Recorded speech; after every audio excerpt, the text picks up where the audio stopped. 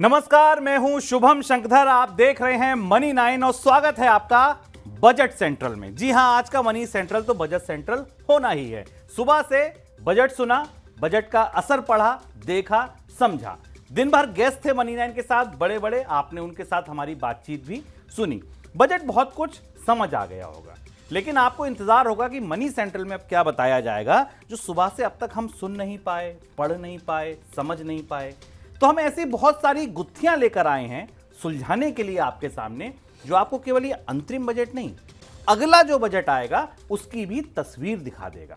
आपको बता देगा कि जुलाई में जो नई सरकार बनेगी, जो वित्त मंत्री बनेंगे या बनेंगी, वो जो बजट लेकर आएंगी उनके आंकड़े कैसे होंगे। ये सब कुछ आपको इस मनी सेंट्रल में पता चलेगा, क्योंकि मनी सेंट्रल की पहचान यही है, मनी 9 की पहचान यही है कि वो आपको समय से एक कदम आगे रखता है।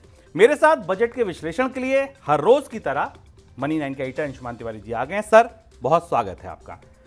बजट पर चर्चा शुरू करें उससे पहले आपको बजट की 10 बड़ी सुर्खियां, 10 बड़ी हेडलाइन बता देते हैं। एक रिवाज मान लीजिए कि बजट पर है प्रोग्राम, तो बजट की 10 बड़ी बातें आप सुन लीजिए कि बजट में क्या क्या 10 बड़ी बातें कही गई, बताई गई, ऐलान किए गए। तो बजट की पहली जो बड़ी घोषणा थी वो ये थी कि इनकम टैक्स की दरों में कोई बदलाव नहीं। मुझे पता है कि मेरे इर्द गिर्द भी बहुत सारे 50% से ज़्यादा लोग ऐसे हैं जो केवल इनकम टैक्स की दरें सुनने के लिए बजट देखते हैं, उन्हें कुछ नहीं मिला। किसान सम्मान निधि कोई बढ़ोतरी नहीं। किसान जो 12 करोड़ थे 8 करोड़ को मिल रही थी, कोई नई बात नहीं कही गई। मनरेगा के बजट में कोई बदलाव नहीं। जो नया रिवाइज नंबर था 86,000 करोड़ का, वही रहा। आयुष्मान का दायरा तो बढ़ा, बजट नहीं बढ़ा। बिना बजट के दायरा कैसे बढ़ेगा, वित्त मंत्री जानती हैं, सरकार जानती है। राजकोषीय घाटा कम होकर 5.1% का लक्ष्य, ठीक है भाई। पूंजीगत खर्च में मामूली 11% की बढ़ोतरी, ठीक है भाई। 24-25 में 16.81 लाख करोड़ का कर्ज। राजस्व प्राप्ति का लक्ष्य 30 लाख करोड़ का, यानी कि इतना टैक्स हम आप भरेंगे। और कुल बजट का आकार हो गया 47.66 लाख करोड़ रुपए। तो अब ये बजट के आंकड़े आपने सुन लिए, बड़ी घोषणाएं आपने सुन ली। कुछ नंबर आप शुरुआत में कागज पेन लेकर बैठिए और लिख लीजिए। ये 47 लाख करोड़, 86,000 करोड़ लिख लीजिए। अब सारे आंकड़े भूल जाइए लिखकर, और अब आप हमारी बातचीत सुनिए और इन आंकड़ों के भीतर उतरकर देखिए कि ये बजट आपका, हमारा, जनता का तेल कैसे निकाल सकता है। पहला सर सीधा सवाल, पीठ थपथपाई गई, टेबल पीटी गई, ताली बजाई गई। कहा गया कि बजट में हम ध्यान रखेंगे, फोकस करेंगे महिलाओं पर, युवाओं पर, किसानों पर। लेकिन यह बजट दरअसल था उनके लिए, क्योंकि घोषणा तो कोई दिखी नहीं। बजट था किसके लिए? यही सबसे दिलचस्प सवाल था इस बार के बजट का। मनी सेंट्रल में आपका स्वागत है। दिन भर आपने मनी सेंट्रल में अलग अलग लोगों से चर्चाएं सुनी, और हम बजट में कुछ ऐसी चीज़ें लेकर आपको बताने की कोशिश करेंगे जिनसे आप ये समझ सकें कि अर्थव्यवस्था हमेशा भविष्य का खेल है। भविष्य में अगले 3 महीने में, 4 महीने में, 5 महीने में क्या होने वाला है, ये आज शेयर बाजारों ने भी पढ़ा, निवेशकों ने भी पढ़ा। और इस बजट में सबसे महत्वपूर्ण बात यह कि शुभम ने ये पूछा कि बजट को तो लोकलुभावन होना चाहिए था, बजट को तो उनके लिए होना चाहिए था जिनसे वोट मांगने के लिए सरकार जाने वाली है 2 महीने बाद। बात भी सरकार की तरफ से कही गई, पर क्या आप विश्वास करेंगे कि यह बजट भारत के लोगों को लक्ष्य में रखते हुए बना ही नहीं था। हम आपको खोलकर बताएंगे कि इस बजट का लक्ष्य तो वो लोग थे जो जून में भारत सरकार के बॉन्ड्स खरीदने वाले हैं, और इस बजट में वो सारी कोशिशें की गई हैं जिससे दुनिया में निवेशकों में, जिन्हें भारत सरकार के बॉन्ड बेचे जाने हैं, उनका भारतीय अर्थव्यवस्था पर और बजट की मैथमेटिक्स पर, बजट की गणित पर, बजट के हिसाब किताब पर भरोसा बन सके। और इसलिए जो भी इसके अंदर हुआ दिखाई दिया है, और उसकी जो थोड़ी बहुत ठंडी सी प्रतिक्रिया बाजार में आई है, उस सब का असर कुछ बड़े आंकड़ों में छिपा हुआ है। तो इसलिए बजट चुनाव का बजट नहीं था। चुनाव तक जाते जाते सरकार और भी कई घोषणाएं कर सकती है। हालांकि सरकार ने इस बजट के भाषण में कॉन्फिडेंस दिखाया कि वो दोबारा आकर बजट पेश करेगी, तो आप ये भी मान सकते हैं कि सरकार के कॉन्फिडेंस का संकेत था कि उसे किसी बड़ी लोकलुभावन घोषणा की जरूरत नहीं थी। अपेक्षाएं, उम्मीदें बहुत सी थी। महंगाई के कारण लोगों को आय में कमी के कारण सपोर्ट की उम्मीद थी, मदद की उम्मीद थी। ऐसा कुछ नहीं हुआ। बजट तो दरअसल कुछ उन लोगों की तरफ इशारा कर रहा था जिनके बारे में IMF ने कुछ कहा था, और हम ये समझने की कोशिश करेंगे कि बजट के आंकड़े हमें क्या बता रहे हैं और जुलाई के बजट में क्या होगा। आगे बढ़ते हैं। देखिए, बजट सुना जाता है या तो उन घोषणाओं के लिए जो सीधे मुझसे जुड़ी हो, मतलब कि जो सुनने वाले से जुड़ी हो, कि भैया इनकम टैक्स में छूट मिल गई, किसान सम्मान निधि में पैसा बढ़ गया, या आपको किसी रास्ते से सीधा पैसा मिल रहा है। और अगर ऐसा नहीं होता है तो दूसरा रास्ता क्या होता है? दूसरा रास्ता यह होता है क्या किसी घोषणा का अप्रत्यक्ष रूप से मुझे असर होगा, क्या मुझ पे कोई फायदा होगा? और इसमें सबसे ऊपर नाम आता है कैपेक्स का। कैपेक्स को हम अच्छा खर्चा कहते हैं, पूंजीगत व्यय कहते हैं, जिससे सड़क बनती है, पुल बनते हैं, पुलिये बनती हैं, स्कूल बनते हैं, अस्पताल बनते हैं। सरकार खर्च करती है तो मांग आती है, मांग आती है तो रोजगार आते हैं, और ऐसे पहिया चलता है। कैपेक्स दूसरा सबसे इंपॉर्टेंट आंकड़ा होता है। अगर मुझे प्रत्यक्ष कुछ नहीं मिला तो प्रत्यक्ष मेरी थाली में तब आएगा जब सरकार कैपेक्स करेगी। कैपेक्स की ग्रोथ घट गई सर। पिछले साल सुर्खियां बनी थी, तालियां पिटी थी कि कैपेक्स पे सरकार धुआंधार खर्च कर रही है। इस बार ग्रोथ क्यों कम हो गई? और यही वो सबसे महत्वपूर्ण आंकड़ा है जिसकी तरफ हम आपको ले चलते हैं। और क्यों ये उन निवेशकों को, जिन निवेशकों को भारतीय बॉन्ड बाजार में निवेश करना है, सरकार के बॉन्ड खरीदने, उन्हें ये आंकड़ा अच्छा लगा, लेकिन शेयर बाजार को पसंद नहीं आया। और शेयर बाजार की प्रतिक्रिया ठंडी थी, बॉन्ड मार्केट की प्रतिक्रिया अच्छी थी। सरकार ने पिछले 3-4 साल में कोविड और उसके कोविड के पहले से दरअसल अर्थव्यवस्था को अपने खर्च से चला रखा है। जब जब जीडीपी के आंकड़े आए थे पिछली तिमाही के, तब भी हमने आपको बताया था कि निजी क्षेत्र का तो खर्च नहीं है। भारत के आम लोगों का एक्सपेंडिचर महंगाई के कारण, आय घटने के कारण नहीं बढ़ रहा है। ऐसी स्थिति में सरकार ही अपने खर्च से इकोनॉमी को पुश करने की जितनी कोशिश कर सकती है कर रही है। लगातार पिछले 2-3 सालों में सरकार के कैपेक्स में, पूंजी खर्च में 35% की बढ़ोतरी हुई थी। पूंजी खर्च जिससे सड़क, पुल, पुलिया, स्कूल, रेलवे, हाईवे, एक्सप्रेसवे बनते हैं, टेलीकॉम नेटवर्क बनाया जाता है। माना जाता है कि ये खर्च ऐसा है जिस खर्च से रोजगार आते हैं, क्योंकि इससे मांग बढ़ती है और इसकी पूंछ पकड़कर निजी निवेशक आते हैं। क्योंकि अगर सरकार सड़क बना रही है तो उसके आसपास कोई कंस्ट्रक्शन शुरू होगा, बिल्डर आएंगे और इन्वेस्टमेंट शुरू होगा। इसमें इस बार चौंकाने वाली कटौती दिखाई दी 2025 के लिए। जो 2025 में सरकार ने इसकी ग्रोथ केवल 11% दिखाई, या 11% बजट में आंकड़ा दिखाया गया, जो बजट का आंकड़ा हमको दिखाई देता है। 11% की बढ़ोतरी का मतलब हुआ कि अगर महंगाई की दर 6 से 7% के आसपास रहती है तो सरकार जो वो जरूरी खर्च जिससे रोजगार आने वाला है, जिससे डिमांड आने वाली है, उसमें केवल 3% की बढ़ोतरी करेगी। और अगर आप पिछले साल की बढ़ोतरी की तुलना में देखें तो ये आधे से भी कम रह जाती है। और यही ये बात स्पष्ट हो गई कि अगले साल सरकार के पास खर्च करने के लिए पैसे नहीं होंगे। अगले साल डिमांड के लिए वित्त मंत्री इस बात की उम्मीद करेंगी कि देश की बड़ी बड़ी कंपनियां जिनके बैलेंस शीट्स में फंड्स हैं वो बाहर आएँ, आगे आकर अपना निवेश करना शुरू करें। और सिर्फ अगले साल के कैपेक्स के आकलन में या प्रस्ताव में ही कटौती नहीं की गई है। इस साल के खर्च के आंकड़े जब आप करीब से देखेंगे तो आपको लगेगा ये कटौती तो दरअसल शुरू हो गई थी इसी साल से। तो भाई ये हुई कैपेक्स की बात कि सरकार के पास उतना दम नहीं था, कह लीजिए, या जो आंकड़ा रखना था सामने जो बाजार को पसंद आए, उस वजह से ऐसा हुआ। तीसरी घोषणा मैंने आपसे क्या कहा, या तो अप्रत्यक्ष से कुछ मिले या प्रत्यक्ष से कुछ मिले। तो सर जो बड़ी स्कीमें थी, मनरेगा, आयुष्मान, स्किल डेवलपमेंट, जो भी बड़ी बड़ी स्कीमें सरकार की थी, जिनको सरकार जब अपने होर्डिंग, बैनर, झंडे, पोस्टर छपवाती है तो उनका उल्लेख करती है, उन स्कीमों की क्या स्थिति है इस बजट में? वो आपको कहां दिखी, कैसी दिखी? जैसा हमने कहा कि कैपेक्स में या सरकार के पूंजी खर्च में, जो कि अर्थव्यवस्था में अगर टरबाइन को माने, अर्थव्यवस्था को एक बड़ी मशीन माने, तो अर्थव्यवस्था की मशीन को चलाने के चार इंजन होते हैं। एक इंजन होता है जिसमें सरकार का खर्च होता है, एक बहुत बड़ा इंजन होता है जिसमें हमारा आपका परिवारों का खर्च होता है, एक इंजन होता है जिसमें निजी कंपनियों का निवेश आता है, और एक इंजन होता है जो एक्सपोर्ट से चलता है, छोटा सा इंजन होता है। इनमें बाकी 3 इंजन ठंडे सुस्त पड़े थे, एक ही इंजन काम कर रहा था और उस इंजन के दम पर भारतीय अर्थव्यवस्था में मांग आ रही थी। लेकिन पिछले साल से सरकार के कर्ज बढ़ने की रफ्तार, उससे बढ़ी हुई चुनौतियां, आई चेतावनियां, जिसमें आईएमएफ की चेतावनी भी थी, उसके बाद सरकार ने अपने खर्च में कमी शुरू कर दी थी। तो इसलिए जिन घोषणाओं को आज आपने सुना, या जिन घोषणाओं को इससे पहले बजट में सुना था, जिन पर आपने तालियां बजाई या आपने तालियां बजाते देखा संसद के लोगों को, उन सारी आंकड़ों की सच्चाई सरकार के ही बजट में छिपी हुई है। सरकार की 3-4 बड़ी स्कीमें, जिन बड़ी स्कीमों पर पिछले साल बड़े आवंटन किए गए थे, प्रधानमंत्री आवास योजना को मान लें या स्वास्थ्य मिशन को मान लें, ये जो 2000 करोड़ 3000 करोड़ से ऊपर की स्कीमें हैं, इनके लिए पिछले साल के बजट में जितना खर्च रखा गया था, सरकार उतना पैसा खर्च ही नहीं कर पाई। किसी में 5,000, किसी में 10,000, किसी में 15,000 करोड़ रुपए बगैर खर्च किए हुए रह गए, जो बजट के आंकड़े बताते हैं। अब आप ये कह सकते हैं कि खर्च करने नहीं दिया गया या सरकार खर्च नहीं कर पाई, दोनों बातें सही हो सकती हैं। सरकार ने जितना पिछले साल आवंटन किया था उतने खर्च करने की क्षमता नहीं थी, और या इस खर्च को आखिरी तिमाही में रोक दिया गया। और जहां सरकार ने खर्च कम आंका था मनरेगा में, वहां पर बजट को बढ़ाना पड़ गया, क्योंकि मनरेगा का बजट साल के बीच में खत्म हो गया था। और ये जो कैपेक्स में कमी हमें आखिरी क्वार्टर में दिखाई दी है, इसका असर हमें कहीं ना कहीं जब जीडीपी के आखिरी क्वार्टर के आंकड़े आएंगे तो उनमें भी दिखाई देगा। तो खर्च में कटौती करना इसलिए ज़रूरी था क्योंकि इतने अच्छे राजस्व में बढ़ोतरी के बाद भी सरकार ने रिकॉर्ड कर्ज लिया था, और इसलिए सभी प्रमुख बड़ी स्कीमों में में पिछले साल के आवंटनों के मुकाबले पर्याप्त खर्च नहीं हुआ है।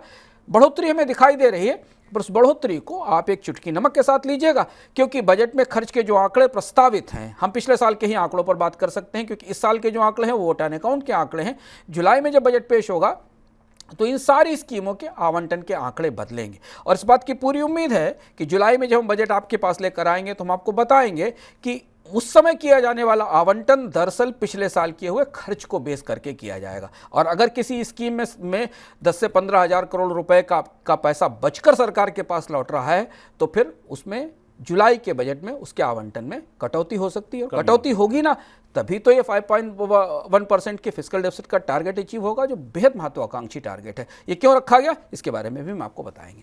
आपने उससे पहले आपने जिक्र किया जीडीपी का। तो जीडीपी की अगर जो नंबर है उसको हम देखें, बजट क्या बताता है जीडीपी के नंबर के बारे में? हाँ शुभम, ये सवाल भी हो सकता है। इस सवाल को हम इस तरह से भी समझ सकते हैं, लोगों के दिमाग में आएगा खर्च नहीं होगा, निजी क्षेत्र तो निवेश कर नहीं रहा है और प्राइवेट सेक्टर अभी निवेश करने को तैयार नहीं है, और लोगों के खर्च में और खपत में नहीं आ रहा, तो फिर ग्रोथ कहाँ से आएगी? आइए एक और आंकड़ा दिखाते हैं। अक्सर बजट के भाषणों में आंकड़े नहीं दिखते, पर जब आप भीतर जाकर देखते हैं तो आपको पता चलेगा, और एक चौंकाने वाला आंकड़ा, उस आंकड़े को शायद शेयर बाजार ने भी करीब से पढ़ा होगा। आंकड़ा यह था कि अगले साल के लिए, यानी वित्त वर्ष 2025 के लिए, भारत सरकार ने जीडीपी की ग्रोथ रेट, जिसे हम नॉमिनल जीडीपी कहते हैं, जिसमें महंगाई और स्थायी मूल्यों पर जीडीपी की दर शामिल होती है, केवल 10.5% का लक्ष्य रखा है। यानी बजट की पूरी गणनाएं जो आपको दिख रही हैं, चाहे वो रेवेन्यू की हो चाहे एक्सपेंडिचर की हो, इस एक धुरी पर टिकी हुई हैं, इस एक आंकड़े पर टिकी हुई हैं कि 2025 में भारतीय अर्थव्यवस्था में महंगाई और वास्तविक जीडीपी की ग्रोथ रेट मिलाकर 10.5% होगी। आप कहेंगे कि इतनी तो इस साल भी थी। हाँ, 2024-25 के बजट में, 23-24 के बजट में भी सरकार ने जीडीपी में इतनी ही बढ़ोतरी का लक्ष्य रखा था।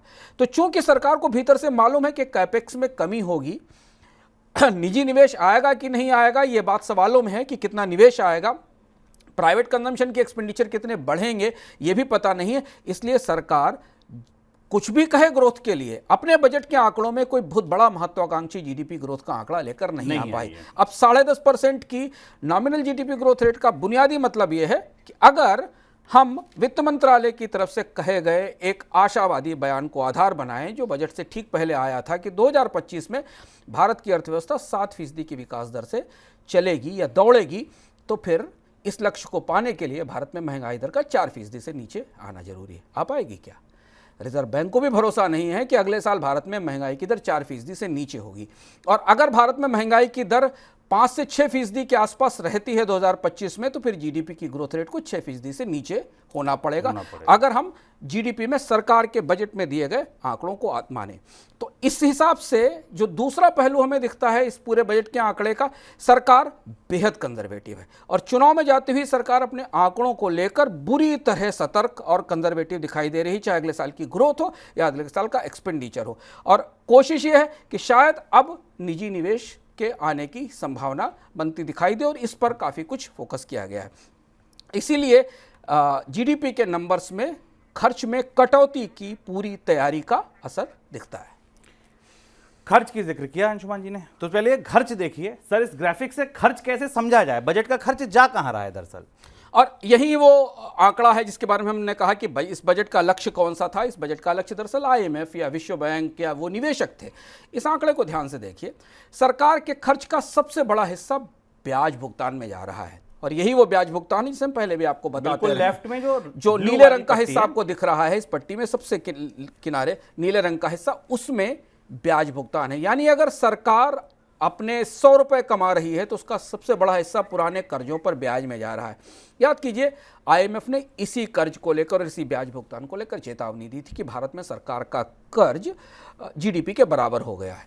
दूसरी तरफ अगर आप देखें तो दूसरा बड़ा हिस्सा डिफेंस है, तीसरा बड़ा हिस्सा ट्रांसपोर्ट है और इसके बाद सब्सिडी है और स्टेट्स को ट्रांसफर, रूरल डेवलपमेंट, और उसके बाद रूरल डेवलपमेंट है।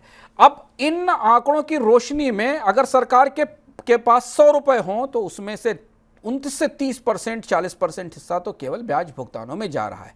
और यही एक और आंकड़ा बजट का पकड़िए जिसका जो अपने आप में थोड़ा चौंकाने वाला है। जुलाई में हमें इसकी स्पष्ट स्थिति पता चलेगी। सरकार ने अगले साल के लिए अपने बोरोइंग के टारगेट को भी घटा दिया है।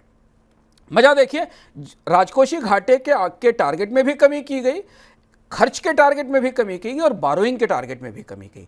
जब सरकार कर्ज भी नहीं लेगी, खर्च भी नहीं करेगी तो ये पूरी व्यवस्था मैनेज कैसे होगी। पर ये कर्ज के आंकड़े में कमी इसलिए जरूरी थी ताकि ये भरोसा बन सके कि सरकार राजकोषीय घाटे को प्रभावी रूप से नियंत्रण करने की कोशिश कर रही है। और इसलिए पिछले साल, इस साल के मुकाबले, इस वित्त वर्ष के मुकाबले अगले साल सरकार के कर्ज के कार्यक्रम में कमी का लक्ष्य रखा गया है।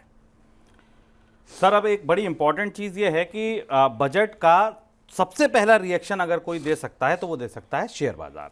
आज हमने शेयर बाजार की चाल देखी। अगर आप शेयर बाजार का दिन भर का एक चार्ट देखें, इंट्राडे सेंसेक्स का या निफ्टी का, तो आपको कैसा दिखेगा। बाजार खुले, नीचे आए, नीचे आने के बाद बाजार में थोड़ी वापसी दिखी, बाजार थोड़े खुशी होने लगा, नहीं कुछ अच्छा आने वाला है। उसके बाद फिर निराश, फिर निराश, फिर निराश, जैसे बॉल टप्पा खाती है, अगला टप्पा उससे छोटा और अगला टप्पा उससे छोटा, ऐसे करते करते दिन के निचले स्तरों पर बंद हुआ। ठीक है भाई, ये लंबी अवधि का चार्ट है, इसलिए आप कंफ्यूज मत होना कि मैं कुछ और बोल रहा हूँ, चार्ट कुछ और दिख रहा है। बाजार का जो इंट्राडे का चार्ट था वो कुछ ऐसा ही था। ये देखिए, ये इंट्राडे चार्ट है। बाजार खुले, फिर निराश, फिर निराश, फिर निराश। बाजार ने सर ऐसा क्या सुन लिया, जब फिजिकल डेफिसिट का आंकड़ा तो बहुत अच्छा है, बाजार इससे ज्यादा खुश तो किसी आंकड़े से होता ही नहीं है। जब फिजिकल डेफिसिट का आंकड़ा इतना अच्छा था, सब कुछ इतना बढ़िया था, सब कुछ सरकार हाथ रोक के और केवल उन्हीं लोगों को खुश कर रही थी, तो फिर शेयर बाजार क्यों नहीं खुश हुए। शेयर बाजार का चार्ट अगर आप करीब से देखें तो जिसमें आपको एक गिरावट दिखती है लगातार, उत्तरोत्तर पूरे दिन के बजट भाषण के दौरान गिरावट दिखती है। और इसकी वजह क्या है, ये बेहद दिलचस्प है। फिस्कल डेफिसिट पर नियंत्रण का आंकड़ा म्यूजिक की तरह बजा बॉन्ड मार्केट के कान में। यानी ये बजट शेयर बाजारों से ज्यादा बॉन्ड मार्केट का बजट था। और जैसे ही सरकार ने राजकोषीय घाटे के लक्ष्य को 5.1% पर रखने की बात कही अगले साल, और इस साल 5.8% की मंजिल हासिल होने का दावा किया, भारत में बॉन्ड यील्ड्स में कमी आई, कर्ज की दरों में कमी आई।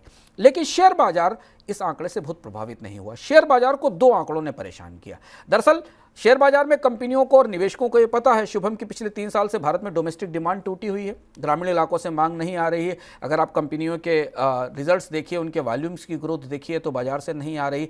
तो कंपनियों को जो भी सपोर्ट बाजार में डिमांड का मिल रहा था वो सरकार के खर्च से मिल रहा था, कैपेक्स से मिल रहा था। आप ये भी कह सकते हैं कि बाजार की कई सारी कंपनियां कैपेक्स का फायदा उठाकर ग्रो कर रही थी। सड़कों में जो निवेश हो रहा था, पुलों में या रेलवे में जो निवेश हो रहा था, उनके लिए ये बात उनकी उम्मीदों पर पानी पड़ने जैसी थी कि सरकार अभी तक जितना पैसा इकोनॉमी में डाल रही थी, अब उस टरबाइन का ईंधन कम कर दिया जाएगा। यानी वहां से निकलने वाली डिमांड भी गई। जो दूसरी डिमांड आने वाली वो आएगी कि नहीं आएगी इसकी कोई गारंटी नहीं है। ये बात रिफ्लेक्ट हुई सरकार के जीडीपी के आंकड़ों में, जो सरकार ने 10.5% की नॉमिनल जीडीपी ग्रोथ रेट का लक्ष्य रखा। मैं जब कल विशेषज्ञों से बाजार में बात कर रहा था तो बाजार में लोगों को लगता था कि सरकार कम से कम 12% की नॉमिनल जीडीपी ग्रोथ रेट का टारगेट तो रखेगी, लेकिन ऐसा नहीं आया। तो कंपनियां और शेयर बाजार हमेशा डिमांड की साइड से देखते हैं, जबकि सरकार के राजकोषीय घाटे में कमी का असर कर्ज की दरों पर पड़ता है। और इसलिए बाजार ने जब डिमांड की तरफ से देखा तो उसे लगा कि बाजार बजट तो डिमांड बूस्ट करने वाला नहीं है। और जो डिमांड थोड़ी बहुत आ रही थी सरकार के खर्च से, सरकार को अपने कर्ज को कम करना है, इसलिए उसे राजकोषीय घाटा घटाना है, इसलिए वो अपने खर्च में कमी करेगी। और इस वजह से बाजार में डिमांड ड्रिवन रैली का बजट से कोई सेंटीमेंट नहीं बना। अगर आप पूरे बजट भाषण को ध्यान से सुन रहे हो तो लाइंस के बिटवीन या पंक्तियों के मध्य वित्त मंत्री जैसे ये कहना चाह रही थी, सरकार थक गई है, खर्च करते करते। अब हे भारत की कंपनियों, आपकी बैलेंस शीट में जो रिजर्व्स रखे हुए हैं, जो पैसा रखा हुआ है, उसे लेके आइए और बाजार में और अब अर्थव्यवस्था में निवेश करिए। हम स्पेस बना रहे हैं। अब हमारे पास इतना पैसा नहीं है क्योंकि हमें बॉन्ड मार्केट को या बॉन्ड इन्वेस्टर्स को ये दिखाना है कि राजकोषीय घाटा अगर नियंत्रण में नहीं हुआ तो आगे समस्याएं आएंगी। तो ये बाजार को चुनाव की तरफ जाती हुई सरकार से इस तरीके के जेस्चर की उम्मीद नहीं थी, और इसलिए बाजार में जो चार्ट आपको दिखाई दिया वो इस निराशा का संकेत था। लेकिन बॉन्ड मार्केट के लिए ये बजट अच्छा था। लोगों को उम्मीद है कि अगर सरकार अपना कर्ज कम कर पाई, राजकोषीय घाटा कम कर पाई, तो रिजर्व बैंक पर दबाव कम होगा और रिजर्व बैंक को ब्याज दरें कम करने का रास्ता मिलेगा। फिर ये बजट संदेश क्या देना चाहता था? देखिए 5.1% का फिजिकल डेफिसिट इसलिए लाए बाजार खुश हो जाए, नहीं हुआ भाई। चुनाव सामने थे तो खुला हाथ करके देशवासियों को कुछ दे दिया जाए, नहीं दिया भाई। फिर संदेश क्या निकला इस बजट से सर? बजट ये संदेश देना चाह रहा था कि अब यहां से जुलाई की तरफ जाते जाते अगला बजट बेहद सख्त होने वाला है, और इसलिए चूंकि हम इस बजट के सारे आंकड़े जुलाई में बदल जाने हैं, ये वोट ऑन अकाउंट था। जुलाई में सरकार को कई तरीके की चुनौतियों के बीच बजट पेश करना पड़ेगा। ये जो आपको खर्च के आंकड़े इसमें बढ़े हुए दिखाई दे रहे हैं, इनमें भी कटौती होगी, इस बात की पूरी संभावना है अगले साल, क्योंकि सरकार ने अपने लिए जो लक्ष्य तय कर रखा है वो 5.1% फिजिकल डेफिसिट को टारगेट करने का है, और 4.5% का जो पुराना लक्ष्य शुभम ना FRBM में रखा गया था उसकी तरफ बढ़ने की बात भी आज वित्त मंत्री ने कह दी। ये सब तभी संभव हो सकता है जब या तो रेवेन्यूज में रिकॉर्ड ग्रोथ हो, और वैसे भी भारत में रेवेन्यूज में रिकॉर्ड ग्रोथ है। अगर आप जीएसटी और डायरेक्ट टैक्स के कलेक्शंस को देखें तो अपनी सबसे बड़ी ऊंचाई पर हैं। तो या तो इससे ज़्यादा रेवेन्यूज आएंगे सरकार के पास, और या फिर खर्च में कटौती की जाए। और इसलिए जुलाई का बजट शायद हमसे काफ़ी बड़ी भारतीय अर्थव्यवस्था में या भारतीय उपभोक्ताओं के लिए ज़्यादा चुनौतीपूर्ण होगा। तेल निकाल सकता है आपका, क्योंकि सरकार को अगर खर्च में कटौती की संभावना कम दिखाई दी, क्योंकि खर्च तो बंधा हुआ, हमने आपको चार्ट दिखाया कि अधिकांश खर्च तो कमिटेड एक्सपेंडिचर है। ब्याज दरों में कमी नहीं की जा सकती, डिफेंस का खर्च कम नहीं किया जा सकता, सब्सिडीज घटाई नहीं जा सकती, बड़ी स्कीमों को पैसा दिया ही जाना है। ऐसी स्थिति में खर्च को कम करने के जब विकल्प नहीं उपलब्ध हैं, कैपेक्स तो काट ही दिया, 35% की ग्रोथ की जगह 11% कर दिया, तो ऐसी स्थिति में सरकार को राजस्व नए लाने के लक्ष्य पैदा करने होंगे और वहाँ पर टैक्स बढ़ने की संभावना है। एक और महत्वपूर्ण बात यह कि 5.1% के फिजिकल डेफिसिट का लक्ष्य जो इस बजट में रखा गया वो केवल हवाई लक्ष्य नहीं था। वित्त मंत्री को इस बार विदेशी निवेशकों को और बाकी लोगों को यह भी दिखाना था कि इसके पीछे सुविचारित कार्यक्रम है, और वो कार्यक्रम तभी दिख सकता था जब सरकार अपने खर्च में कमी करती और कर्ज के लक्ष्य में कमी करती। इसलिए जुलाई के बजट का इंतजार करिए। जुलाई के बजट में नए टैक्स भी आ सकते हैं, कंपनियों को मिलने वाली रियायतों में कटौती भी होने की संभावना है, और खर्च तो अगले साल सरकार अपना हाथ सिकोड़ कर ही रखेगी। ये संकेत देकर जा रहे हैं, क्योंकि सरकारें आती जाती हैं, चुनाव होते रहते हैं, बजट निरंतर चलने वाली प्रक्रिया है, और इसीलिए बजटों के आवंटन में अंतरिम बजट या वोट ऑन अकाउंट लाया जाता है। तो जुलाई का बजट शायद नई सरकार का सख्त और बहुत सारे ऐसे सख्त प्रावधानों से लैस हो सकता है जिससे राजकोष की सेहत ठीक करने की कोशिश की जाए। चलिए, तो ये हो गई हमारी बजट की कवरेज। मोटा मोटा क्या समझ आया?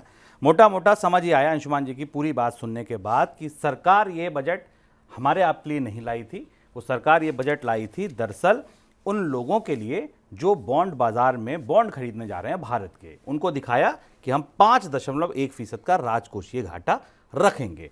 5.1% का राजकोषीय घाटा बहुत महत्वाकांक्षी आंकड़ा है, ये भी अंशुमान जी बोल रहे हैं। जुलाई के बजट की जो तस्वीर मिल रही है वो कैसी मिल रही है कि सरकार ने सख्ती की है, सरकार को ये करके दिखाना भी है। तो निश्चित सी बात है नए टैक्स आएंगे, निश्चित सी बात है आप पर हमारे पर टैक्स का भार बढ़ सकता है, कॉर्पोरेट्स पर टैक्स का भार बढ़ सकता है, कैपेक्स में कटौती हो सकती है। हाँ, कैपेक्स पे एक और इंपॉर्टेंट चीज़ कही कि अब तुम्हारे हवाले वतन साथियों, हमें जितना खर्चा करना था हम कर चुके। अब बैलेंस शीट में जो भारी भरकम कैश रिजर्व रखे हैं आपने, अब तक पैसा नहीं लगाया, अब लगाना आपको ही पड़ेगा। और आपने 3 साल कुछ नहीं किया, 4 साल कुछ नहीं करा, तो फिर अब तो टैक्स भी देना पड़ेगा। तो ये मोटा मोटा तस्वीर बनती दिख रही है। तो सर फिर जुलाई के बजट में ये मान के चलें सरकार ये आए, अगली आए, वित्त मंत्री आप हों या कोई और हो, लेकिन बजट तो आएगा। तो ये मान के चलें कि वो बजट बिल्कुल लोक लुभावन नहीं होगा। कोई उम्मीद लगा के मत बैठो, उस दिन टीवी मत देखो। अगर आप राजकोषी घाटे के लक्ष्य को और उसके ग्लाइड पाथ को देखें ना, तो जाती हुई सरकार ने आती हुई सरकार को, किसी की कोई भी सरकार आए, उसके लिए लक्ष्य बड़े स्पष्ट रूप से तय कर दिए। और जून इस साल का, और भारत के पिछले 20-25 सालों के इतिहास में जून का महीना सिर्फ नई सरकार के चुनाव के कारण नहीं, भारतीय वित्तीय बाजार के लिए खासा महत्वपूर्ण होने वाला है, क्योंकि भारत सरकार अपने बॉन्ड्स को लेकर विदेशी निवेशकों के बीच में जा रही है। लगभग वैसा ही है जैसा कभी शेयर बाजार में विदेशी निवेशकों के आने का रास्ता खोलने जैसा ही है। तो ऐसी स्थिति में सरकार ने अपने आप को खर्च कम करने, राजकोषीय घाटे को कम करने और कर्ज कम करने के लक्ष्यों से बांध लिया। और ऐसा बिल्कुल नहीं हो सकता कि फरवरी में सरकार बाजार और निवेशकों को यह बताए कि राजकोषीय घाटा 5.1% करना और जुलाई में जाकर सारी चीजों को पलट दे। तो इसलिए जुलाई का बजट सख्त और कड़ा होने वाला। लंबी बात नहीं, 3-4 महीने के भीतर ये परिस्थितियां हमें सामने दिखाई दे जाएंगी। और इसलिए इस बजट को की रोशनी में अब निवेशक जुलाई के बजट में आने वाले प्रावधानों की तैयारी करेंगे। आप भी इंतज़ार कीजिए जुलाई के बजट का। आमतौर पर लौटती हुई सरकारें, चुनाव जीतकर लौटी हुई सरकारें वैसे भी लोक लुभावन नहीं होती हैं, क्योंकि सरकारों के शुरुआती बजट हमेशा सख्त और कड़े होते हैं। तो जुलाई के बजट में, लेकिन उसका संदर्भ क्या है हमने आपको स्पष्ट कर दिया। उसकी भूमिका वित्त मंत्री ने यहीं से बना दी। वित्त मंत्री चाहती भी तो शायद बड़ी स्कीमों की घोषणा कर सकती थी, बड़े खर्च की घोषणा कर देती, तब फिर ये बजट की पूरी मैथमेटिक्स सवालों के घेरे में आ जाती। वो सारे निवेशक बजट की मैथमेटिक्स पर सवाल उठाते, तो उन्हें ये बजट की गणित दिखानी थी। जैसे उदाहरण के लिए छोटा सा आंकड़ा लीजिए, पिछले 5 साल से बल्कि 10 साल से सरकार प्राइवेटाइजेशन की, निजीकरण के बड़े बड़े दावे कर रही है। कई बार बजटों में बड़े बड़े आवंटन भी किए गए, बड़े बड़े लक्ष्य भी रखे गए। इस बार बजट में कोई लक्ष्य नहीं रखा गया। सरकार को समझ में आ गया कि निवेशकों को अब नहीं बरगलाया जा सकता कि हर साल 2 लाख करोड़ रुपए, 1 लाख करोड़ रुपए पीएसयू से बेच कर ले आएंगे। आएगा तो उतना ही जितना संभव होगा, इसलिए उसमें कोई लक्ष्य नहीं रखे गए। तो इस बार बजट की मैथमेटिक्स को ठीक रखने की कोशिश थी, क्योंकि अक्सर ये कहा जाता है ना कि बॉन्ड बाजार जो है वो सरकारों का सबसे सख्त स्कूल होता है, जहां सरकारों को बेहद सख्त टीचर मिलते हैं। और वो सख्त टीचर जिस रिपोर्ट कार्ड को मांग रहे हैं, उस रिपोर्ट कार्ड को बनाने की, ठीक करने की कोशिश इस बजट में हमें दिखाई दी है। चलिए, तो इस बार सरकार दरअसल वोट देने वालों का, चुनाव में उनको वोट देने वालों का दिल जीतने नहीं आई थी, दिल जीतने आई थी उनका जो जुलाई में भारत के बॉन्ड में निवेश करेंगे। उन्हीं के लिए वित्त मंत्री बजट पढ़ रही थी, उन्हीं को समझा रही थी। अब वो कितना समझे ये पता चलेगा जुलाई में। और जैसा अंशुमान जी ने कहा कि भाई बॉडी लैंग्वेज ऐसी लग रही थी कि हम वापस लौट रहे हैं, जुलाई में हम अपना नया बजट लेकर आएंगे। तो ऐसा तभी होता, या तो बिल्कुल उम्मीद ना हो कि हम कतई नहीं आएंगे, तब ऐसा बजट देके जाते हैं, कोई नुछावर नहीं की गई। और या फिर ये कि भाई दूसरा हम आएंगे, हम ही आ रहे हैं, आप टेंशन ना लीजिए और अब इसी पाथ पर आगे बढ़ना है। जो भी होगा देखेंगे अब जुलाई के बजट में। लेकिन हाँ, जुलाई का बजट तेल निकाल देने वाला बजट होगा, ये आपको हम बताकर जा रहे हैं। बाकी जुलाई में फिर हम और आप तो होंगे ही आमने सामने, देख लीजिएगा आप भी कि निकला या नहीं निकला। दूसरी बड़ी खबर, बजट आज अगर दिन इतना बड़ा था तो बजट थी इतनी बड़ी खबर, और बची इतनी बड़ी खबर थी पेटीएम। बाजार खुला कल, आपको मनी सेंट्रल याद है? कल मनी सेंट्रल में अंशुमान जी ने कहा था कि भाई आप देखिएगा कल सुबह जब बाजार खुलेंगे ना तो निवेशक थर्रा जाएंगे, एक बार पेटीएम के शेयर में गिरावट देखने को मिलेगी आरबीआई की सख्ती की बाद। वो गिरावट नहीं थी, दरअसल ढलानी थी। बाजार खुले, पेटीएम का शेयर 20% क्रैश था, वो तो क्रैश था एकदम। और बाजार में घबराहट इतनी थी कि पेटीएम को सफाई देने के लिए कॉन कॉल करनी पड़ी, आकर बताना पड़ा। पेटीएम ने रिजर्व बैंक की सख्ती के बाद आज 20% का लोअर सर्किट देखने को मिला। इस बीच आरबीआई की सख्ती को लेकर गुरुवार को पेटीएम के निवेशकों के साथ एक कॉन कॉल भी की। उसमें निवेशकों को भरोसा देते हुए कहा कि वे अपने पेमेंट बैंक को छोड़कर दूसरे बैंकों के साथ कामकाज करते रहेंगे। कंपनी ने कहा कि अब वह किसी पार्टी बैंकों के साथ कामकाज करेगी, अपना बैंक नहीं छुएगी। कंपनी ने अपने ग्राहकों को भरोसा देते हुए कहा कि पेटीएम मनी के जरिए शेयर, म्यूचुअल फंड, एनपीएस में किया गया निवेश पूरी तरह सुरक्षित है। साथ में पेमेंट गेटवे कारोबार पर भी कोई फर्क नहीं पड़ेगा, पहले की तरह सब कुछ चलता रहेगा। यह भी बताया कि पीओएस, साउंड बॉक्स सेवाओं पर भी असर नहीं पड़ेगा, पहले की तरह चलती रहेंगी। देखिए, ये कॉन कॉल जरूरी भी इसलिए थी, आप शो देखिए, लोग सवाल लिख रहे हैं, अब मैं पेटीएम से भुगतान कर पाऊंगा, मेरा पेटीएम के वॉलेट का पैसा तो नहीं चला जाएगा, पेटीएम में नया पैसा जुड़ेगा, मेरा फास्टैग क्यों नहीं चल रहा है। तो लोगों के दिमाग में बड़े सवाल थे कि हुआ क्या, सख्ती थी क्या। तो अगर आप लोगों के भी यही सवाल थे तो ये सवाल का चलिए जवाब पहले अंशुमान जी से लेते हैं। सर, क्या हुआ, किस चीज की जांच हो रही थी, क्या ऑडिट हो रहा था, ऑडिट में क्या मिला, क्या नहीं मिला जिसकी वजह से सख्ती हुई, अब आप बिल्कुल क्लियर बता दीजिए। शुभम, पेटीएम के बारे में सब जानना बहुत ज़रूरी है और दरअसल कई तरह से बजट हालांकि अर्थव्यवस्था के लिए सबसे बड़ा मौका होता है, सबसे बड़ी सूचना होती है जिसे सरकार बताती है और इसका भविष्य में असर है। पर शेयर बाजारों की निगाह से पेटीएम सबसे बड़ी खबर थी। और देखिए शेयर बाजार कितना निर्मम है, कोई कितना भी बड़ा सितारा हो ना, जब चीज़ें बिगड़ती हैं तो बाजार खींचकर नीचे ले आता है और इसलिए पेटीएम को आज 20% के लोअर सर्किट पर लाकर बाजार ने पटक दिया। और बाजार को जो पेटीएम ने बताया वो सारा सच आपके लिए जानना जरूरी है, क्योंकि आप पेटीएम का इस्तेमाल कर रहे हैं, इसका बड़ा सब्सक्राइबर बेस है। पहली चीज तो पेटीएम ने खुलकर आज बाजार को बताया, अगर आप पेटीएम का शेयर रखे हुए हैं तो ये सूचना आपके लिए जरूरी है। 20% के लोअर सर्किट पर आप भी अपने घाव सहला रहे होंगे, बहुत सारे निवेशक अपने घाव सहला रहे होंगे। और ये लोअर सर्किट इस वजह से लगा क्योंकि पेटीएम ने कहा कि रिजर्व बैंक के फैसले के बाद उसके ईपीडा पर, यानी उसकी जो earning before interest depreciation and amortisation है, उस पर 300 से 500 करोड़ रुपए का असर पड़ेगा। कितना बड़ा फैसला था ये, पूरी पेटीएम की चूलें हिला दी या पेटीएम का बेस हिला दिया इस फैसले ने। क्यों हिला दिया? क्योंकि पेटीएम दो तरह से काम करता है। पेटीएम के पास एक पेमेंट बैंक का लाइसेंस है जिसमें वो पेमेंट बैंक चलाता है और तमाम सारी सेवाएं लोगों को देता है, और दूसरा पेटीएम का हिस्सा वो है जहां पेटीएम बाकी बैंकों के साथ मिलकर आपको सेवाएं देता है। यानी आप ऐसे ग्राहक भी पेटीएम के हो सकते हैं जो यूपीआई तो पेटीएम का इस्तेमाल कर रहे हो लेकिन उसके पीछे आपके किसी दूसरे बैंक का अकाउंट उससे लिंक हो, एक्सिस बैंक, एचडीएफसी बैंक या किसी सरकारी बैंक का। या आप ऐसे ग्राहक हो सकते हैं जिनके पास पेटीएम पेमेंट बैंक का भी अकाउंट हो और उस पेमेंट बैंक के अकाउंट से ही आप सारे संचालन कर रहे हो, फास्टैग चला रहे हो, मोबाइल वॉलेट चला रहे हो, पेमेंट कर रहे हो। ये सब फर्क समझिएगा कि अगर आपका नोडल अकाउंट पेटीएम के पेमेंट बैंक में है तो वहां सारे कामकाज बंद हो गए हैं। हालांकि आरबीआई ने स्पष्ट रूप से यह नहीं कहा कि वो पेटीएम के पेमेंट बैंक का लाइसेंस कैंसिल कर रहा है, पर व्यवहारिक रूप से पेटीएम पेमेंट बैंक की सारी बड़ी सेवाएं बंद हो गई हैं। इस फैसले के बाद पेटीएम पेमेंट बैंक एग्जिस्ट नहीं करेगा सेवाओं की दृष्टि से। यह बात आज पेटीएम ने अपने बयान में स्पष्ट रूप से मानी। तो पेटीएम से क्या सेवाएं मिलेंगी और क्या नहीं मिलेंगी ये समझना जरूरी है। पेटीएम से वो सारी सेवाएं आपको मिलती रहेंगी जिनमें आप पेटीएम के पेमेंट बैंक का इस्तेमाल नहीं कर रहे हैं। पेटीएम के पेमेंट बैंक से अगर आपका वॉलेट जुड़ा हुआ है, फास्टैग जुड़ा हुआ है, कोई आपने कार्ड ले रखा है, मोबिलिटी कार्ड्स ले रखे हैं या बाकी इस्तेमाल किया है, तो वो सारे अकाउंट्स, नोडल अकाउंट्स बंद हो जाएंगे। आरबीआई ने उपभोक्ताओं को, ग्राहकों को उससे पैसा विड्रॉल करने की सुविधा दी है। मार्च तक वो सारा पैसा आप निकाल लेंगे।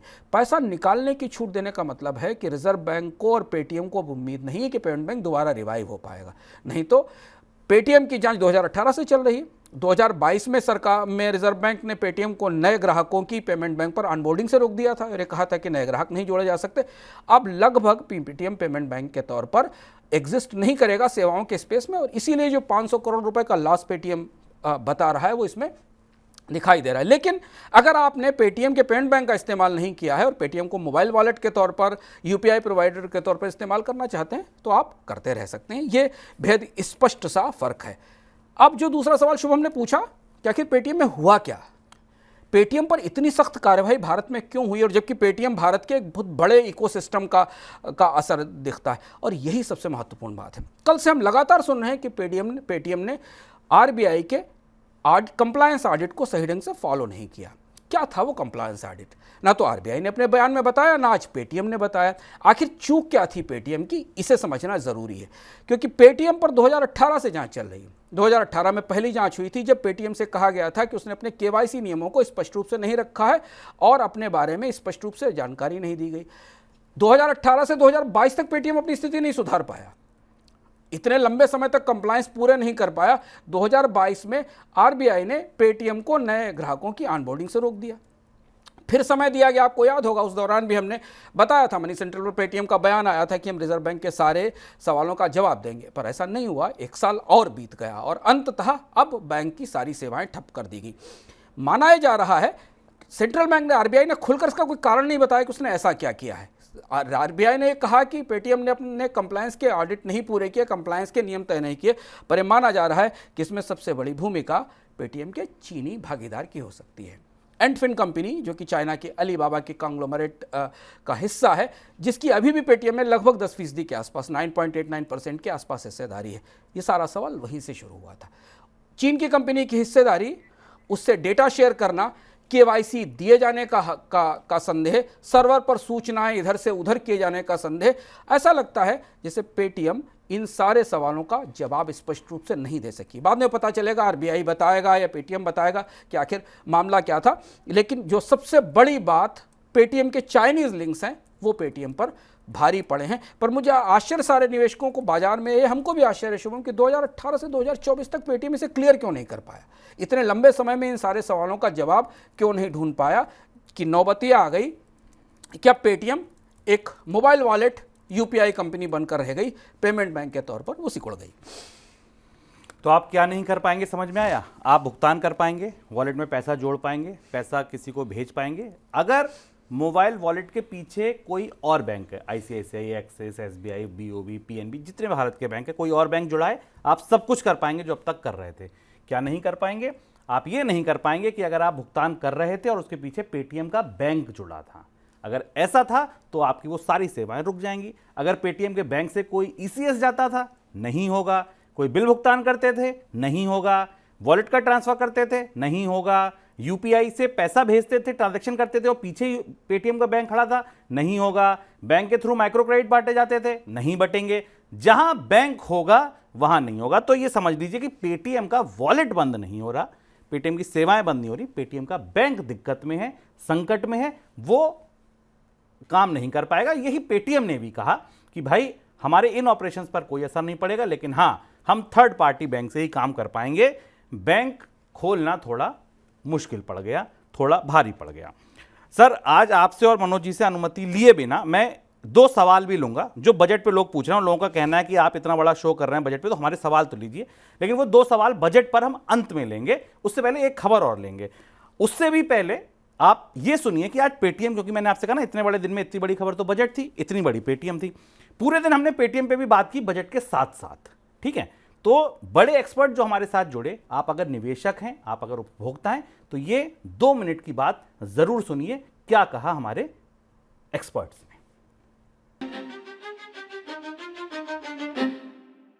Banking is a very responsible, very safe, और हमने देखा है कि सिलिकॉन वैली बैंक वगैरह के साथ क्या हुआ है पिछले साल यूएस में।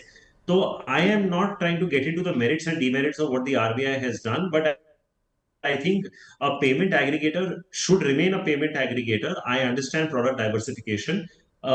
क्या इस करेक्शन पे पेटीएम खरीदना चाहिए? I am not so sure. ये पेटीएम के लिए बहुत ही I would say very disappointing from minority shareholder point of view, क्योंकि ऐसी रेगुलेटरी एक्शन मैंने कभी देखी नहीं है। और अगर ऐसी रेगुलेटरी एक्शन आती है तो definitely it shows on the corporate governance standards of the company and the quality of the regulatory and the compliance team of the company.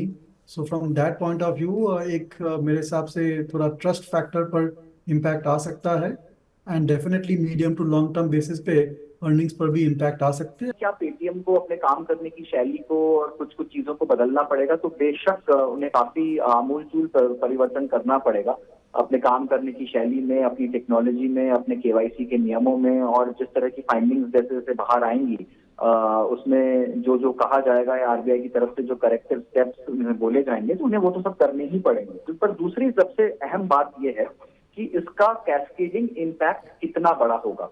तो देखिए, लेवल 2 और लेवल 3 इम्पैक्ट जब होता है ऐसी चीजों का, वो काफी बार पहले ही दिन में समझ में नहीं आता है। मुझे लगता है कि इसका बहुत ज्यादा लंबा, long term, long lasting impact होगा। 20% के सर्किट लगने के बाद 10% की लिमिट कर दी जाती है, और 10% की सर्किट लगने के बाद 5% का सर्किट लग जाता है। मुझे लगता है ये 10 और 5 के सर्किट पे तो ये शेयर आ जाएगा। उसके बाद तय करना चाहिए कि रणनीति क्या बनानी चाहिए। देखिए, ओवरऑल एक्सपेक्टेड लाइंस के थोड़ा बहुत एक्सपेक्ट था कि थोड़े बहुत रेगुलेशंस या थोड़े बहुत रेस्ट्रिक्शन आ सकते हैं। अचानक ये अनाउंसमेंट आने के काफी बड़ा पैनिक मार्केट में है, और 550 तक मुझे लग रहा है ये वापस जाने के लिए तैयार है। तो डेफिनेटली अगर किसी का निवेश किसी ने कर रखा है तो एक बार का मुझे लग रहा है जब भी सर्किट खुले मेरे ख्याल से 550 के आसपास एक बार रुकना चाहिए। तो जो भी जोखिम नहीं ले सकते तो बेटर एग्जिट की ही राय रहेगी, क्योंकि काफी चीजें हैं जो अभी हो रही है, हो सकता है और भी रेस्ट्रिक्शंस आपको आते हुए नजर आए। आप सलाह सुन रहे हैं, 550 पर हो सकता है रुके, उसके बाद भी नहीं रुकता तो भैया मौका मिले तो निकल लीजिए। और ये किसकी बात हो रही है पता है? ये उस शेयर की बात हो रही है जो देश में सबसे बड़ा आईपीओ लाने का नाम बना था। ये उस शेयर की बात हो रही है जिसका आईपीओ का प्राइस 2100-2000 रुपए था और जिसे देश में फिनटेक क्रांति का अगुआ कहा जाता है। माना जाता था कि जो कंपनी भारत में फिनटेक क्रांति लेके आई वो 2018 से 2024 तक कंप्लायंस के ऑडिट नहीं पूरे कर पाई और रिजर्व बैंक को भारत के इतिहास का सबसे सख्त फैसला लेना पड़ा। आप यकीन मानिए शुभम, इस फैसले ने फिनटेक कंपनियों में से कबूतरों के बीच बिल्ली छोड़ दी, वो स्थिति कर दी है। भारत के पूरे फिनटेक स्पेस में ऐसी बेचैनी है कि रिजर्व बैंक ने भारत के सबसे बड़े फिनटेक कंपनी को का लगभग आधा हिस्सा बंद कर दिया है और ये असर हमें आज बाजार में ये खबर बजट पर भारी पड़ती दिखाई दी हर तरह से। आमतौर पर ऐसा नहीं होता है। तो सर अब आगे होगा क्या? रिजर्व बैंक ने देखिए सीधे सीधे नहीं कहा, जब हमें किसी से सीधे सीधे कुछ नहीं कहना होता हम संकेतों में कुछ कहते, तो रिजर्व बैंक ने संकेतों में तो ये कह ही दिया कि ये बैंक बंद कर दो, तुमसे नहीं चलेगा। क्या यही करेगा आरबीआई आगे? रिजर्व बैंक ने इस फैसले के बाद पेटीएम के लिए तो उम्मीदें खत्म कर दी, क्योंकि पेटीएम इस कंप्लायंस ऑडिट के बाद ग्राहकों के निकल जाने के बाद दोबारा पेमेंट बैंक कैसे लेगा। लाइसेंस कैंसिल नहीं किया पर लगभग चीजें रुक गई पेटीएम पेमेंट बैंक में और ये पेटीएम को आधा कर देने जैसी स्थिति है। और जो असर पेटीएम की बैलेंस शीट पर पड़ा वो हमने आपको बताया कि 500 करोड़ तक का असर पेटीएम के मुनाफों पर और कारोबार पर आएगा। लेकिन रिजर्व बैंक ने पिछले तीन महीनों में 4 महीनों में इतनी सख्ती दिखाई है और यहां से अब भारत के बैंकिंग बीएफएसआई स्पेस में फिनटेक और बैंकिंग कंपनियों के रिश्तों को लेकर, फिनटेक के कामकाज को लेकर असमंजस का और सवालों का नया दौर शुरू होगा। यह तो आप स्पष्ट रूप से मान सकते हैं कि रिजर्व बैंक अब इस बात पर पूरी तरह कायम और मुतमईन है कि वो अनसिक्योर्ड लेंडिंग को, क्रेडिट कार्ड और पर्सनल लोन को बढ़ावा देना नहीं चाहता और फिनटेक कंपनियों को सिर्फ उतनी ही छूट देना चाहता है जितनी छूट सेवाएं देने तक रहे। और इसलिए इस फैसले का असर पूरे फिनटेक स्पेस में काफ़ी बड़ा दिखाई देगा। पेटीएम के जो प्रतिस्पर्धी हैं उन्हें इसका लाभ भी होगा, क्योंकि बहुत सारे ग्राहक जो मूव करेंगे वो दूसरी जगह जाएंगे। चलिए, तो ये आगे होगा। बजट पर सवाल लेते हैं, उससे पहले एक छोटी सी खबर और। अमेरिकी सेंट्रल बैंक फेडरल रिजर्व की तरफ से ब्याज दरों में जल्द कटौती की उम्मीद को बड़ा झटका लगा। Federal reserve chairman Jerome Powell ने साफ कहा कि मार्च की बैठक में ब्याज दरों में कोई कटौती नहीं होगी। अमेरिका में महंगाई दर में आती कमी को देखते हुए बाजार उम्मीद लगाए बैठा था कि सेंट्रल बैंक कम से कम अपनी भविष्यवाणी तो ये कर ही देंगे कि तब से रेट घटना शुरू हो जाएंगे। ना तो रेट घटने की कोई बात कही और अनचेंज रखा रेट को। क्यों चौंक गया बाजार? कल से 24 घंटे से बाजार में निवेशकों के लिए एक के बाद एक ऐसे झटके आए। बजट ने निराश किया, पेटीएम बाजार का सितारा, स्टार्टअप शेयर टूट गया और जो बची खुची कसर थी जो सबसे बड़ी है उसको अगर आप माने क्रम के हिसाब से देखें, समय के क्रम के हिसाब से देखें तो बाजार के इस खराब सेंटीमेंट की बुनियाद रखी फेडरल रिजर्व की बैठक ने। फेडरल रिजर्व की बैठक से पहले तक बाजार में ये माहौल था, उम्मीद बन रही थी कि कम से कम फेडरल रिजर्व ये तो कही देगा ना कि अब ब्याज दरों में सॉफ्ट लैंडिंग की संभावना बनती दिखाई दे रही है। कितनी रिपोर्टें, टनों वर्ड्स और डेटा दुनिया में क्रंच कर दिया गया कि अब ब्याज दरों में बढ़ोतरी की प्रक्रिया रुकने वाली है। मार्च में फेडरल रिजर्व ब्याज दरों में कमी शुरू करेगा और इसके बाद भारत और दुनिया भर के बाजारों में कर्ज सस्ता होने लगेगा।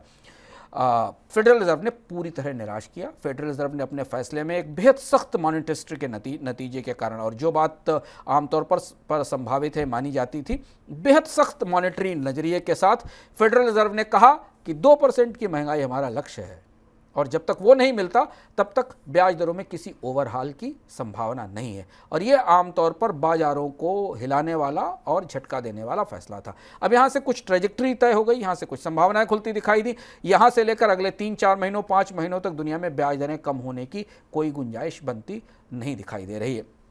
तो इन तीनों घटनाक्रमों ने, अगर आप शेयर बाजार में निवेशक हैं तो चाहे वो पेटीएम का घटनाक्रम हो या भारत का बजट हो जो कि अंतरिम बजट था, और या फेडरल रिजर्व की बैठक का आया हुआ नतीजा हो, शेयर बाजारों के लिए ये खबर अच्छी नहीं है। और बाजार शायद ऐसा कुछ सेंस कर रहा था। हमने आपको बताया था एक दिन पहले कि बाजार में वॉलेटिलिटी का, विक्स का खतरे को बताने वाला सूचकांक ऊपर है। तो इसलिए अब आने वाले हफ्तों में बाजार में जरा संभल कर। जेएल जैन जी, कायल जी, मयंक जी, इन सब लोगों से मैं ये कहूँगा कि आप लोग प्लीज़ कल 1 बजे से 2 बजे तक हेलो मनी 9 ज़रूर देखें। जैसे ही हम अपने किसी शो में ये कहते हैं ना कि आप लोग सवाल पूछिए, हम आपका जवाब देंगे। लोग पूछने लगते हैं बाजार में क्या होगा, एनबीएफसी खरीद रखा है, क्या करें, आईटीसी में क्या करें।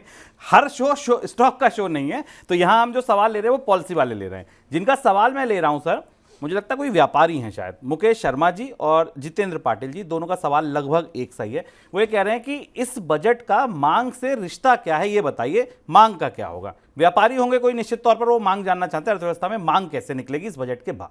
हमने विस्तार से बताया कि बाजार तो केवल एक ही चिड़िया देखता है ना, उसके लिए तो एक आंख की चिड़िया है। शेयर बाजार को वो सब चीजें दिखाई देती हैं जहां से डिमांड आ रही। इसलिए शेयर बाजार अगर डायरेक्ट बेनिफिट ट्रांसफर में बढ़ोतरी होती तो उस पर भी खुश हो लेता है, क्योंकि उसको लगता है कि लोगों के हाथ में 100 रुपए पहुंचेंगे तो उसमें 50 रुपए वो किसी चीज को खाने पीने में खर्च करेंगे। बाजार को हमेशा बजटों के बाद इस दृष्टि से देखिए कि बाजार ने क्या देखा बाजार में डिमांड बढ़ाने के लिए, और निश्चित तौर पर बाजार में इस बजट में डिमांड बढ़ाने को, डिमांड को पुश करने जैसा कुछ नहीं है। और दूसरी चीज ये भी कि चूंकि अंतरिम बजट है तो सरकार की परियोजनाओं पर खर्च में और चुनाव के दौरान सरकारी मशीनरी बाकी चीजों में व्यस्त हो जाती है, तो आने वाले 3-4 महीनों में कोई बड़े खर्च या बड़े निवेश की संभावना भी नहीं। आमतौर पर जब सरकार नई बनकर आएगी तब ये परिस्थितियां बनती दिखाई देंगी। तो डिमांड को लेकर तो कोई बड़ी उम्मीद इस बजट से नहीं जगी और ना कोई सीधा ऐसा प्रभाव दिखाई दिया। हमने आपको विस्तार से बताया, सरकार ने खुद अपनी जीडीपी के नंबर्स में एक तरह से संकेत भी दे दिया कि भारत का जीडीपी इस साल जिस स्थिति में है अगले साल भी लगभग